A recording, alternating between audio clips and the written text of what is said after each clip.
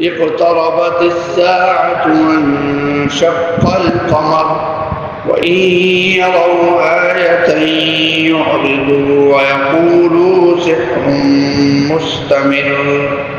وكذبوا واتبعوا أهواءهم وكل أمر مستقر ولقد جاءهم من الأنباء ما فيه مزدجر حكمة بالغة فما تغني النذر اقتربت الساعة قیامت قریب آ چکی ہے وانشق القمر اور چاند ٹکڑے ہو گیا ہے وہیں یرو اور اگر وہ دیکھتے ہیں آیت کوئی نشانی یعرضو تو وہ اعراض کرتے ہیں ویقولو اور کہتے ہیں سحر مستمر یہ چلتا ہوا جادو ہے یہ جادو ہے جو گزرنے والا ہے وکذبوا اور انہوں نے جھٹلایا واتبعوا اور پیروی کی اہواءہم اپنی خواہشات کی کل امر مستقر اور ہر ایک چیز کا وقت مقرر ہے لقد جاءہم اور البتہ تحقیق ان کے پاس آئی ہیں من الانباء خبریں ما فیہ مزدجر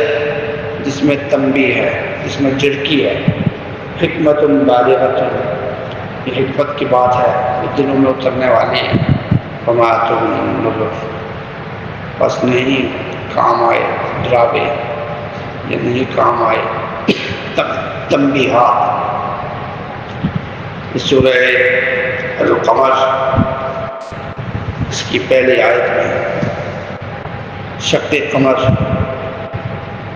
چاند کے دو ٹکڑے ہونے کا واقعہ ہے اسی مناسبت سے اس کا نام سورہ القمر رکھا گیا مکی صورت ہے مکہ میں نازل ہوئی ہجرت سے 5 سال پہلے اور اس کے مضامین میں وہی مضامین ہیں جو عموماً مکی صورتوں میں بیان کیے گئے ہیں قیامت کا ذکر اسی طرح نافرمان قوموں کا ذکر کیا گیا قوم نوح کا قوم سمود اور عاد کا قوم لوط کا اور فرعون کی ہلاکت کا ذکر کیا گیا قیامت میں جب لوگ اپنی قبروں سے اٹھیں گے ان ہولناک مناظر کو بیان کیا گیا کہ کس کیفیت میں اٹھیں گے اور اس صورت کے آخر میں 2 قسم کے لوگوں کا انجام بیان کیا متقین ان کا انجام کیا ہوگا اور مجرمین ان کا انجام کیا ہوگا اس کے شروع میں پہلی آیت میں 2 باتیں بیان کی ہیں ایک بات یہ کہ قیامت قریب آ چکی ہے اور یہ آیت 17ویں پارے کی پہلی آیت بھی ہے اقترب الناس حسابهم لوگوں کا حساب کا وقت قریب آ چکا ہے وهم فی غفلۃ معرضون اور وہ غفلت میں منہ موڑ رہے ہیں اعراض کیے ہوئے ہیں حضور اکرم صلی اللہ علیہ وسلم کی جب اللہ تعالیٰ نے بعثت فرمائی تو گویا قیامت کی نشانیوں میں سے ایک نشانی یہ بھی کہ اللہ تعالیٰ اپنے آخری نبی کو مبعوث فرمائیں گے کچھ نشانیاں قیامت کی ایسی ہیں جو حضور کی آمد سے پوری ہوئی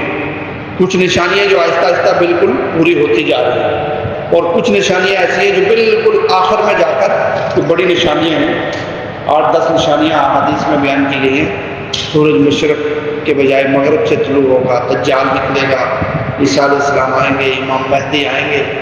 اور دابۃ الارض ایک جانور ہے وہ نکلے گا ایک آگ نکلے گی اس طرح کی نشانیاں وہ قیامت کے بالکل قریب جا کر آخری وقت میں پوری ہوں گی تو کچھ نشانیاں ایسی ہیں جو حضور اکرم صلی اللہ علیہ وسلم کی بعثت سے آپ کی آمد سے کیونکہ آخری نبی آپ صلی اللہ علیہ وسلم کو بنا کر بھیجا گیا آپ کے بعد کوئی نبی نہیں آئے گا اس لیے حضور اکرم صلی اللہ علیہ وسلم نے اپنی انگلیوں کو یوں جوڑ کر یوں فرمایا انا والساعۃ کہاتین مجھے میں اور قیامت یوں ہے یعنی مجھے اور قیامت کے درمیان کوئی فاصلہ نہیں ہے اللہ تعالیٰ نے مجھے آخری نبی بنا کر بھیجا اس کے بعد کوئی اور نبی نہیں آئے گا۔ تو آیت کے پہلے حصے میں اس کو بیان اقتربت الساعہ، یہ بار بار قیامت کے بارے میں جلدی مچاتے تھے، تو کیا فرمایا اس کا وقت قریب آ چکا ہے، تیاری۔ دوسری نشانی یہ بھی قیامت کی نشانی ہے، وانشق القمر، کہ چاند دو ٹکڑے ہو گیا۔ حضور اکرم صلی اللہ علیہ وسلم کے انگلی کے اشارے سے اللہ تعالیٰ نے چاند کو دو ٹکڑے کیا، اور اس کا ذکر بخاری میں ہے، مسلم میں ہے، حدیث کی تمام کتابوں میں اس واقعے کا ذکر ہے، یہاں تک کہ حدیث کی جو سب سے اعلیٰ قسم ہے حدیث متواتر۔ حدیث متواتر وہ حدیث ہوتی ہے جس میں حضور اکرم صلی اللہ علیہ وسلم سے روایت کرنے والے 50-60 لوگ ہوں، اور پھر ان صحابہ 50-60 صحابہ سے آگے 50-60 تابعین روایت کرتے ہوں، اور اسی طرح محدثین جو حدیث کی کتابوں کے مصنفین ہیں ان تک راویوں کی اتنی بڑی تعداد ہو جس میں ادنا کسی قسم کے شک اور شبے کی گنجائش نہ ہو۔ ان متواتر احادیث میں یہ شق قمر والی حدیث بھی ہے۔ ہجرت سے 5 سال قبل حضور اکرم صلی اللہ علیہ وسلم مینا کے اندر موجود تھے، اور رات کا وقت تھا، 14ویں رات کا چاند تھا۔ مشرکین مکہ نے کہا کہ ہم آپ کو نبی تب مانیں گے جب آپ آسمان کے چاند کو 2 ٹکڑے کر دیں۔ تو حضور اکرم صلی اللہ علیہ وسلم نے انگلی کا اشارہ کیا اللہ تعالیٰ کے حکم سے، تو اللہ تعالیٰ نے چاند کو 2 ٹکڑے کر دیے۔ حضرت عبداللہ بن مسعود فرماتے ہیں، صحیح بخاری کی روایت ہے، انشق القمر، چاند 2 ٹکڑے ہو گیا، وَنَحْنُ مَعَ النَّبِيِّ صلی اللہ علیہ وسلم بِمِنَا، ہم حضور اکرم صلی اللہ علیہ وسلم کے ساتھ مینا میں تھے۔ فرقتاً ذهبت فرقتاً دون الجبل، یہاں تک کہ مینا میں ہم نے دیکھا کہ چاند کا ایک ٹکڑا الگ ہو کر پہاڑ کے دوسری طرف چلا گیا۔ ہرا، غار ہرا، جہاں پر حضور اکرم صلی اللہ علیہ وسلم پر وحی آئی تھی پہلی، تو فرمایا مینا میں ہم نے دیکھا کہ غار ہرا کا جو پہاڑ تھا اس پہاڑ سے دوسری طرف چلا گیا۔ حضور نے فرمایا اشہدوا، گواہی دے دو کہ مجھے اللہ نے رسول بنا کر بھیجا ہے۔ کافروں نے کیا کہا؟ کافروں نے کہا پہلے اس کا جادو، ان کا جادو زمین پر چلتا تھا، اب آسمان پہ بھی ان کا جادو چلتا، اور اسی کا ذکر اس تیسری آیت میں، دوسری آیت میں ذکر بیان کیا گیا۔ حضرت انس رضی اللہ تعالیٰ عنہ فرماتے ہیں کہ جب چاند 2 ٹکڑے ہوا، ان اہل مکہ سألوا، اہل مکہ نے سوال کیا حضور اکرم صلی اللہ علیہ وسلم سے، ان یریہم آیا، کہ انہیں کوئی نشانی دکھائے، کوئی معجزہ دکھائے۔ تو حضور اکرم صلی اللہ علیہ وسلم نے فاراہم، حضور اکرم صلی اللہ علیہ وسلم نے انہیں دکھایا اور چاند کے 2 ٹکڑے کیے، حتی رأوا حرا بینہما، یہاں تک کہ چاند کا ایک ٹکڑا ہرا پہاڑ کے اس طرف ہو گیا اور دوسرا ٹکڑا ہرا پہاڑ کے دوسری طرف ہو گیا، لیکن وہ مشرکین مکہ بولے نہیں۔ چونکہ قیامت کا ذکر کیا گیا آیت کے پہلے حصے میں، اور دوسرے حصے میں شق قمر کا واقعہ بیان کیا گیا، تو شق قمر کے واقعے میں جو حکمتیں علماء اور مفسرین نے لکھی ہیں ان میں سے ایک حکمت یہ بھی بیان کی گئی ہے کہ شق قمر سے اللہ تعالیٰ نے جو معجزہ حضور کے ہاتھ پہ ظاہر کیا، اس سے مشرکین مکہ کے اس عقیدے کا رد بھی کیا کہ وہ کہتے تھے مرنے کے بعد دوبارہ زندہ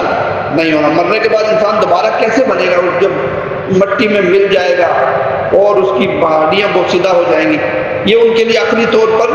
سمجھنا ان کے لیے مشکل تھا۔ تو اللہ تعالیٰ نے چاند کے 2 ٹکڑے کیے اور پھر چاند کو دوبارہ اپنی اصلی حالت پر بحال کیا۔ تو جس طرح اس چاند کے 2 ٹکڑے کر کے دوبارہ اس چاند کو اپنی اصلی حالت پر بحال کیا، اتنا بڑا چاند ہے تو ایک انسان کو دوبارہ بنانا اللہ کے لیے کوئی مشکل نہیں ہے۔ یہ اس آیت شق قمر کے واقعہ کا خلاصہ ہے۔ فرمایا اقتربت الساعہ، قیامت قریب آ چکی، وانشق القمر، اور چاند 2 ٹکڑے ہو گیا، وَإِن يَرَوْا آیَةً، اور اگر وہ دیکھتے ہیں کوئی نشانی، یعرض، تو وہ اعراض کرتے ہیں، منہ موڑتے ہیں، وَيَقُولُوا سِحْرٌ مُسْتَمِرٌ، اور وہ کہتے ہیں یہ گزرنے والا جادو ہے، یہ چلتا ہوا جادو ہے۔ جو انہوں نے کہا تھا نا کہ جادو آسمان پر بھی چل گیا، اسی کا ذکر کیا، یہ چلنے والا گزرنے والا جادو ہے۔ کیا مطلب کہ یہ ابھی جادو کی وجہ سے انہوں نے ایسا کیا تو بس یہ گزر جائے گا، اس واقعے کو لوگ بھول جائیں گے اور بعد میں کسی کو یہ یاد نہیں رکھے گا، گزر جائے گا۔ یہ لوگوں کو اس طرح مطمئن کرتے تھے مشرکین مکہ۔ لیکن گزرنے والا جادو کیسے تھا؟ آسمان کا چاند ہو اور دو ٹکڑے ہو جائے، لوگ نہ دیکھیں۔ باہر سے جو قافلے آ رہے تھے، جو سفر کر رہے تھے، انہوں نے بھی دیکھا۔ ظاہر ہے کوئی ایسی چیز تو نہیں ہے چاند کے وہ آدھوں کو نظر آئے اور آپ نظر نہ آئے۔ تو جو قافلے تجارت کے قافلے تھے، جب وہ مکہ میں آئے، انہوں نے کہا، ان سے پوچھا کہ ہاں فلاں وقت میں فلاں رات میں ہم نے چاند کو دو ٹکڑے ہوئے دیکھا۔ انہوں نے بھی کہہ دیا، لیکن اس کے باوجود بھی انہوں نے مانا نہیں اور جادو کہہ کر بات کو ٹال دیا۔ فرمایا وَكَذَّبُوا وَاتَّبَعُوا أَهْوَاءَهُمْ، انہوں نے جھٹلایا اور انہوں نے خواہشات کی، اپنی خواہشات کی پیروی کی۔ وَكُلُّ أَمْرٍ مُسْتَقِرٌ، اور ہر ایک وقت چیز کا وقت مقرر ہے۔ وَلَقَدْ جَاءَهُم مِّنَ الْأَنبَاءِ، البتہ آئی ان کے پاس خبریں، یعنی پہلے انبیاء کی خبریں، پہلی قوموں کی خبریں جنہوں نے نبیوں کے مقابلے میں اپنی خواہشات کو ترجیح دی، اڑے رہے اور وحی کے مقابلے میں اتر آئے، ان لوگوں کی خبریں ان کے پاس آئیں۔ فی ما فیہ مزدجر، جس میں جھڑکی ہیں، جس میں تنبیہ ہے ان کے لیے کہ اللہ تعالیٰ نے ان قوموں کو کس طرح تباہ و برباد کیا۔ بڑی طاقتور قوم ہے، یہاں تک کہ ایک جگہ قرآن کریم میں فرمایا وَمَا بَلَغُوا مِعْشَارَ مَا آتَيْنَاهُمْ، جو ہم نے انہیں دیا تھا یہ اس کے 10ویں حصے میں بھی نہیں ہے، لیکن جب اللہ کی پکڑ میں آئے تو اس سے بچ نہیں سکے۔ تو ان لوگوں کو ان جھڑکیوں سے، ان تنبیہات سے سبق لینا چاہیے اور حضور اکرم صلی اللہ علیہ وسلم کی مخالفت سے باز آنا چاہیے۔ حکمت بالغۃ، یہ دلوں میں اترنے والی حکمت کی بات ہے۔ فما تغنی النذر، لیکن نہیں کام آئے ڈراوے، نہیں کام آئے تنبیہات کے باوجود، قوموں کے واقعات بیان کرنے کے باوجود، قوموں کا انجام بیان کرنے کے باوجود مشرکین مکہ